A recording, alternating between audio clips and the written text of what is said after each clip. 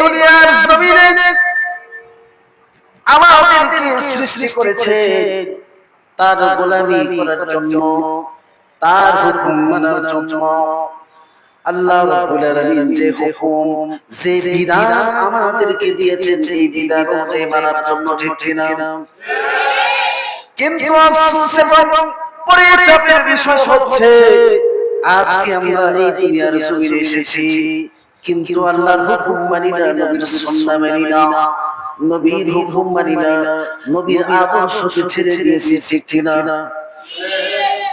এই দুনিয়ার জমিন থেকে আমাদের সবাইকে দুনিয়ার মায়া ত্যাগ করে আখিরাতের জগতে, কবরের জগতে রওনা হওয়া লাগবে কি লাগবে না? সবাইকে এই দুনিয়ার মায়া ত্যাগ করে যেতে হবে, সবাইকে আখিরাতের জগতে যেতে হবে, কবরের জগতে যেতে হবে, সবাইকে হাসরের মাঠে সবাইকে উঠতে হবে, ঠিক কিনা? আল্লাহ রাব্বুল আলামিন যেই দিন আল্লাহ রাব্বুল আলামিন হাসরের মাঠে আমাদেরকে উঠাবেন, হাসরের মাঠের যে ভয়াবহ পরিস্থিতি, কঠিন যে পরিস্থিতি, ওই কঠিন পরিস্থিতির ভিতরে আল্লাহর আরশের ছায়া ছাড়া কোনো কি থাকবে না, ছায়া থাকবে না। আল্লাহ রাব্বুল আলামিনের আরশের ছায়া ছাড়া, রহমতের ছায়া ছাড়া কোনো ছায়া থাকবে না। সাত প্রকারের ব্যক্তি এমন আছে, কয় প্রকারের? সাত প্রকারের ব্যক্তি এমন আছে, এই সাত প্রকারের ব্যক্তিদেরকে আল্লাহ রাব্বুল আলামিন আল্লাহর আরশের নিচে, আল্লাহর রহমতের ছায়ার ভিতরে, কুদরতি রহমতের ছায়ার ভিতরে আল্লাহ তাআলা এই সাত শ্রেণীর ব্যক্তিদেরকে ছাড়া অন্য কোন ব্যক্তিদেরকে ছায়া দিবেন না। এই সাত শ্রেণীর ব্যক্তি কারা? হযরত আবু হুরায়রা রাদিয়াল্লাহু তাআলা আনহু হাদিস বর্ণনা করেন, আন আবি হুরায়রা রাদিয়াল্লাহু তাআলা আনহু قال رسول الله صلى الله عليه وسلم سبعة يظلهم الله في ظله يوم لا ظل إلا ظله الإمام العادل وشاب نشأ في عبادة ربه ورجل قلبه معلق في المساجد ورجلان تحابا في الله اجتمعا عليه وتفرقا عليه ورجل دعته ذات منصب وجمال فقال إني أخاف الله ورجل تصدق إخفاء حتى لا تعلم شماله ما لا تنفق يمينه ورجل ذكر الله خاليا ففاضت عيناه। এই হাদিসের মধ্যে আল্লাহ রাব্বুল আলামিনের হাবিব সাল্লাল্লাহু আলাইহি ওয়াসাল্লাম স্পষ্টভাবে বলে দিয়েছেন, দুনিয়ার জমিনে যারা সাতটা গুণ অর্জন করতে পারবে, কয়টা গুণ? সাতটা গুণ অর্জন যারা করতে পারবে, আল্লাহ রাব্বুল আলামিন আল্লাহর আরশের ছায়ার ভিতরে কি করবেন? ছায়া দান করবেন। যেই দিন হাসরের মাঠ যখন কায়েম হবে, ওই কঠিন পরিস্থিতির সময় কেউ কাউকে চিনবে না, সন্তান বাবাকে চিনবে না, বাবা সন্তানকে চিনবে না, মা ছেলেকে চিনবে না, ছেলে মাকে চিনবে না, ভাই ভাইকে চিনবে না, বন্ধু বান্ধবকে চিনবে না, কেউ কাউকে চিনবে না। সেদিন শুধু সবাই নিজেকে নিয়ে ব্যস্ত থাকবে, নিজেকে নিয়ে টেনশনে থাকবে, না জানি আমার অবস্থা কি হয়, আমার আমল আমার ডান হাতে আসে নাকি বাম হাতে আসে। আই বলছিলাম যেমন কঠিন রাস্তা, 500 বছরের রাস্তা, আমি কিভাবে পার হব? সবাই নিজেকে নিয়ে ব্যস্ত, সকলে ইয়া নাফসি করতে থাকবে। ওই কঠিন মুসিবতের দিন আমাদের সকলের আসবে কি আসবে না? আমাদের সবারই আসবে। হাসরের মাঠে আমাদের সবাইকে উঠতে হবে। ওই হাসরের মাঠে আল্লাহ রাব্বুল আলামিন সূর্যটাকে আল্লাহ তাআলা এই জমিনের দিকে ছেড়ে দিতে বলবে। সূর্যের 12টা মুখ আছে, 5টা মুখ, 12টা মুখ এখন উপরের দিকে উঠানো। এই সূর্যের এত তেজ হবে, এত তেজ হবে, উপরের দিকে সূর্য এত তাপ প্রচন্ড গরম, আমাদের সহ্য হয় না। কিন্তু ওই সূর্যটা হাসরের মাঠে আল্লাহ তাআলা সূর্যকে অর্ডার করবে, আরে সূর্য, আমি আল্লাহ তোকে যে পাওয়ার দিয়েছি, তোর ভিতরে যত কিরণ দিয়েছি, তোর ভিতরে যত তেজ দিয়েছি, এই সকল তেজ সকল পাওয়ার এই জমিনের মধ্যে ছেড়ে দিয়ে সূর্যের 12টা মুখ জমিনের দিকে ছেড়ে দেওয়া হবে। সূর্যের তাপের কারণে, সূর্যের প্রচন্ড তাপের কারণে, উত্তর কারণে জমিনটা মাটিটা হয়ে যাবে তামা, আর মানুষগুলো সচকন্ড করতে থাকবে। আর ওই সূর্যটা বর্তমানে জমিন থেকে হাজার হাজার লক্ষ লক্ষ মাইল দূরে। আর ওই সময় হাসরের মাঠে ওই কঠিন বিপদের সময়, ওই ভয়াবহ সময়ের মধ্যে সূর্যটা হাজার হাজার লক্ষ লক্ষ মাইল দূরে থাকবে না, সূর্যটা অর্ধ হাত মাথার উপরে থাকবে, আর সূর্যের কিরণটা মাথার উপরে ছেড়ে দেওয়া হবে। মানুষগুলো ছটফট করতে থাকবে আর চিৎকার করতে থাকবে। সূর্যের তেজের কারণে, সূর্যের প্রচন্ড তাপের কারণে মানুষের মাথা মগজগুলা টকবক করতে থাকবে, উত্তপ্ত গরম পানির মতো গলতে থাকবে। ওই কঠিন মুসিবত আমাদের সামনে আসবে কি আসবে না? এই জন্য আল্লাহর হাবিব বিশ্বনবী রহমাতুল নবী পয়গম্বর আরবি আজ থেকে প্রায় 1450 বছর আগে আমাদেরকে মেসেজ দিয়ে গেছেন। কি দিয়ে গেছেন? আমাদেরকে মেসেজ দিয়ে গেছেন, ও দুনিয়ার উম্মতেরা রে, দুনিয়ার জিন্দেগি তোমরা কাটাবা, হায়াত নামক জিন্দেগি আমি আল্লাহ তোমাদেরকে দিয়েছি। আর বিশ্বনবী ওই সময় আমাদেরকে মেসেজ দিয়েছে, আল্লাহ রাব্বুল আলামিন তোমাদেরকে যে হায়াতের জিন্দেগি দিয়েছে, এই হায়াতের জিন্দেগির ভিতরে, দুনিয়ার জিন্দেগির ভিতরে যে কাটাইবা, দুনিয়ার অল্প সময়ের জিন্দেগি যে তুমি কাটাইবা, এই অল্প জিন্দেগির ভিতরে তুমি যদি 60টা গুণ অর্জন করতে পারো, কয়টা গুণ? 60টা গুণ যদি তুমি অর্জন করতে পারো, তাহলে ওই কঠিন মুসিবতের দিন, হাসরের মাঠের ওই ভয়াবহ দিন, আল্লাহ রাব্বুল আলামিন তোমাকে আল্লাহর রহমতের ছায়ার ভিতরে তোমাকে ছায়া দান করবে। আল্লাহ বলেন না সুবহানাল্লাহ, আর বলেন না সুবহানাল্লাহ। ওই আরশের মাঠে আল্লাহ রাব্বুল আলামিন দুনিয়ার ভিতরে যারা 60টা গুণ অর্জন করতে পারে, 60 গুণ অর্জন করে যারা দুনিয়ার জিন্দেগি ত্যাগ করে, কবরের জিন্দেগি ত্যাগ করে হাসরের মাঠে যখন উঠবে, আল্লাহ রাব্বুল আলামিন হাসরের মাঠে আল্লাহ তাআলার রহমতের ছায়ার ভিতরে তাদেরকে উঠাইবে। আল্লাহ বলেন আল্লাহু আকবার। এই 60টা গুণ কি? এক নাম্বার হলো আল ইমামুল আদিল, এক নাম্বার হলো ন্যায় পরায়ণ শাসক। আজকে আমাদের সমাজের ভিতরে ন্যায় পরায়ণ শাসক নাই, ঠিক না? ন্যায় পরায়ণ শাসক আমাদের ভিতরে নাই। আল্লাহ রাব্বুল আলামিন প্রত্যেকটা প্রতিনিধিকে, প্রত্যেকটা শাসককে আল্লাহ তাআলা কি করবেন? হাসরের মাঠে আল্লাহ তাআলা কি করবেন? হাসরের মাঠে আল্লাহ তাআলা ধরবেন। দুনিয়ার ভিতরে তুমি যেই এলাকার রাজত্ব করেছো, যেই এলাকার প্রতিনিধি ছিলা, দুনিয়ার ভিতরে তুমি যে এলাকার মেম্বার ছিলা, কিভাবে তুমি এলাকার ভিতরে তুমি কি করেছো? বিচার করেছো। আজকে আমাদের সমাজের ভিতরে কি নাই? ন্যায় বিচার নাই, ঠিক না? সমাজের ভিতরে খালি শুধু শুনে ন্যায় বিচারের পরিবর্তে জুলুম, অত্যাচার, সমাজের ভিতরে টাকা খাওয়ার পর সমাজের ভিতরে যারা টাকা দিতে পারে, সমাজের ভিতরে যারা কি করে ক্ষমতাশীল, তাপশালী, এদের পক্ষে রায় দেওয়া হয়, ঠিক না? আমাদের দেশে এরকম আছে না নাই? আল্লাহ রাব্বুল আলামিন কিয়ামতের দিন হাসরের মাঠে আল্লাহ তাআলা করবে, তুমি দুনিয়ার ভিতরে ন্যায় বিচার করেছো কিনা? যদি ন্যায় বিচার করে থাকো, তাহলে আল্লাহর রহমতের ছায়ার ভিতরে, আল্লাহর কুদরতি রহমতের ছায়া ছাড়া ওই হাসরের মাঠে কোনো কি থাকবে না? ছায়া থাকবে না। আল্লাহ তাআলা যেই বান্দা এই দুনিয়ার ভিতরে ন্যায় বিচার করবে, যেই ব্যক্তি এলাকার মেম্বার ছিল, সে যদি ন্যায় বিচার হয়, হোক সে চেয়ারম্যান, হোক সে এমপি, হোক সে মন্ত্রী, হোক সে দেশের প্রধানমন্ত্রী, প্রধানমন্ত্রী পর্যন্ত যাওয়া যায় না। আমাদের দেশের ভিতরে আজকে শান্তি নাই।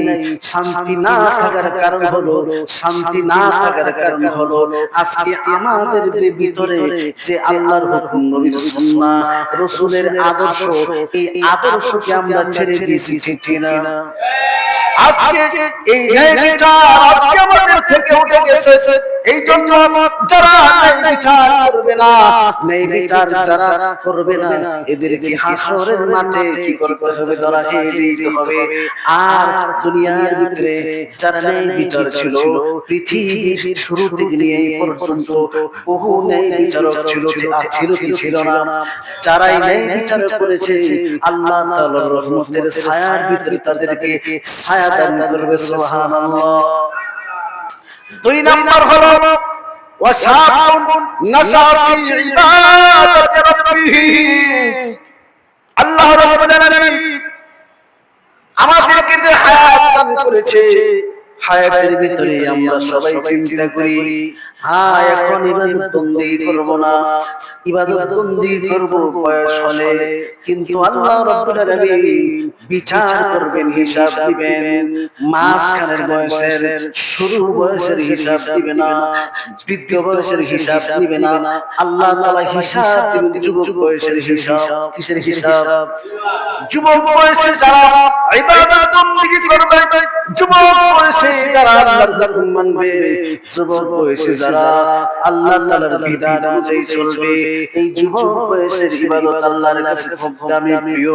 যুবক বয়সে যারা ইবাদত বন্দেগি করবে, মন চাইতেছে একটু গুনাহ লিপ্ত হতে, ইউটিউবে ঢুকে বিভিন্ন গান বাজনায়, বিভিন্ন সিনেমা হল, বিভিন্ন জিনা, বিভিন্ন ধরনের বহু কিছু করতে মন চায়। কিন্তু যুবক আল্লাহকে ভয় করে আল্লাহর বয়সে তার যুবক বয়সের জিন্দেগিটা বিসর্জন দিয়েছে। কার জন্যে? আল্লাহর জন্যে। যে যুবকটা বিসর্জন দিবে, ওই যুবককে আল্লাহ তাআলা আরশের নিচে, রহমতের ছায়ার নিচে, হাসরের মাঠে কঠিন দিবসের দিন ওই যুবককে রহমতের ছায়ার ভিতরে ছায়া দান করবেন। সুবহানাল্লাহ। তিন নাম্বার ورجل قلبه معلق في المساجد। যোহরের সালাত আদায় করেছে, যোহরের সালাত আদায় করার পর আল্লাহর বান্দার মন চায়, মনের ভিতরে খালি কুট কুট করে, ছটফট করে, আবার না জানি আসরের আযান কখন দিবে, আসরের আযান কখন দিবে। সব সময় তার দিলটা, তার কলবটা মসজিদের সাথে লেগে থাকে।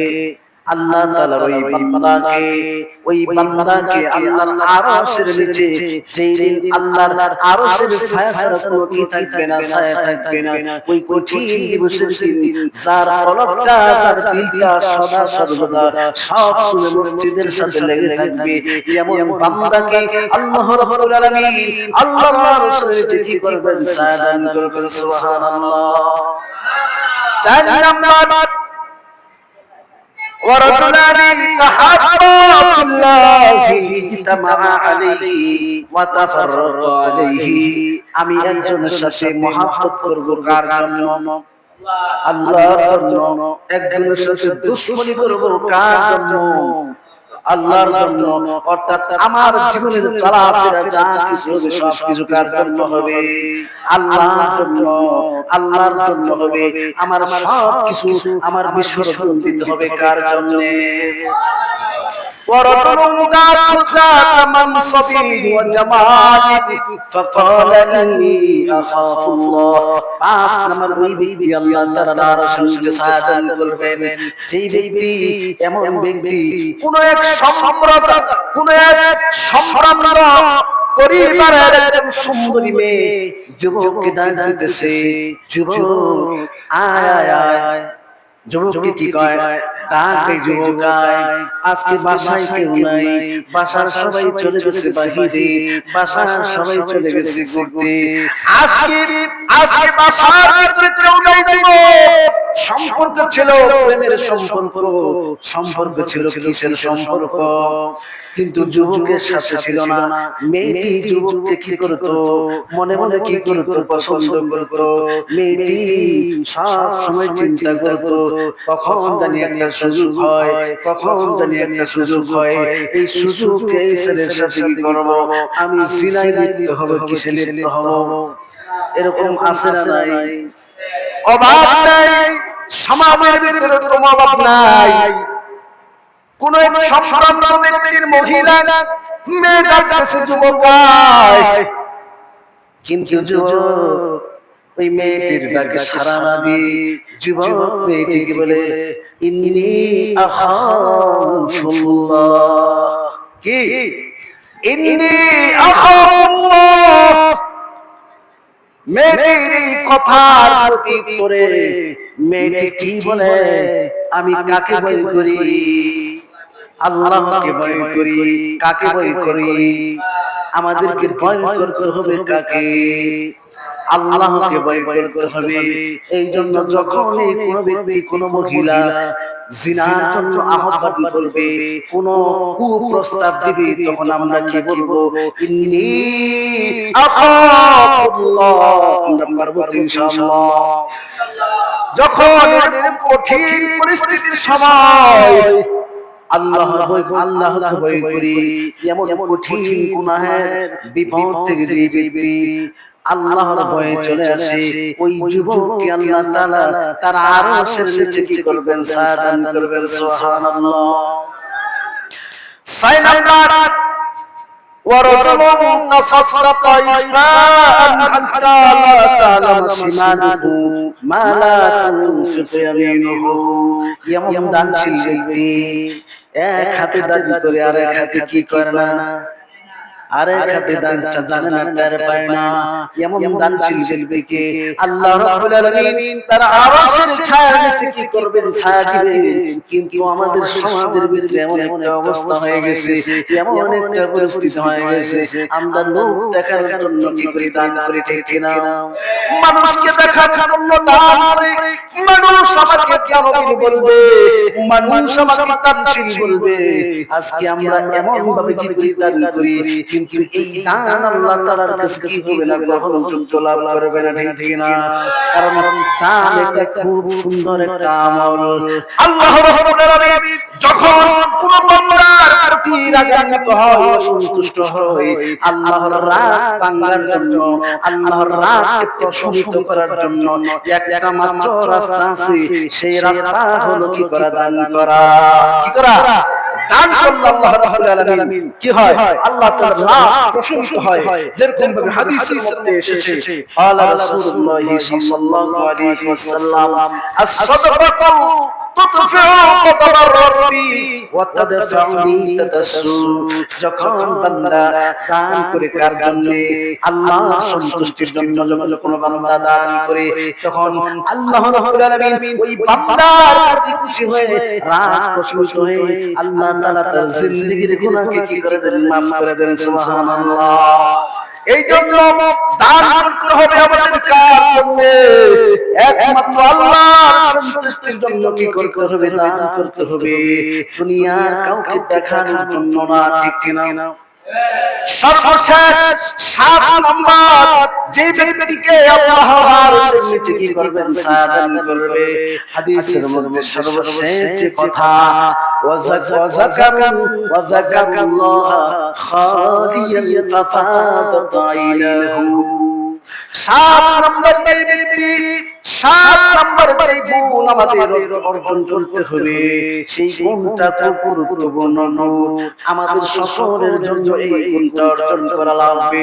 বিশেষ করে তালিবের ছাত্রদের জন্য বেশি বেশি করে কি করতে হবে? তাহাজ্জুদের নামাজে, নফল নামাজে চোখের পানি ছেড়ে দিয়ে জায়নামাজের মধ্যে দাঁড়ায় রব্বি কারীমের কাছে পানা চাইতে হবে। রব্বি কারীমের কাছে এলেমের জন্য পানা চাইতে হবে। আল্লাহ রাব্বুল আলামিনের কাছে হাত তুলে দোয়া করতে হবে। মালিক আপনি আমার যেখানে জায়গাকে কি করে দেন খুলে দেন, আমি যেন কোরআনের এই পারাগুলো সুন্দরভাবে মুখস্থ করতে পারি, আমি যেন একজন হাফেজ কোরআন হতে পারি, আমি যেন একজন কোরআনের পাখি হতে পারি, আমি যেন একজন কোরআনের সৈনিক হতে পারি। কিয়ামতের ময়দানে, হাসরের ময়দানে যেই দিন হাফেজে কোরআনদেরকে কি করা হবে, সম্মানিত করা হবে, পুরস্কার দান করা হবে। হাফেজে কোরআনদের বাবা মাকে যখন সম্মানিত করা হবে, নূরের মুকুট যখন তাদের মাথার উপর পরা দিবে, আর হাফেজে কোরআনদেরকে যখন বলা হবে ইকরা ওয়ারতাকি ওয়ারাতিল কুনতা কামা তুরাতিলু ফিদ দুনিয়া ফাইন্না মানজিলাকা ইনদা আখিরি আয়াতিন তাকরাউহা। আল্লাহ রাব্বুল আলামিন বলতে থাকবে, হে হাফেজ কোরআন তুমি পড়তে থাকো আর উপরের দিকে উঠতে থাকো। অর্থাৎ কোরআনে কারীমের আয়াত যখন শেষ হয়ে যাবে, তোমার স্থান সেখানে সর্বশেষ আয়াতে কারীমা যখন শেষ হবে, তোমার স্থান সেখানে হবে। অর্থাৎ 6666টা আয়াত হবে, আর 6666টা তালার ভিতরে তুমি উঠে থাকবে। এত বড় বিশাল তালার উপরে তুমি উঠে যাবে। সুবহানাল্লাহ। এরকম চাওয়া আমাদের দিতে হবে কার কাছে? আল্লাহর কাছে। কি করতে হবে? পানা চাইতে হবে।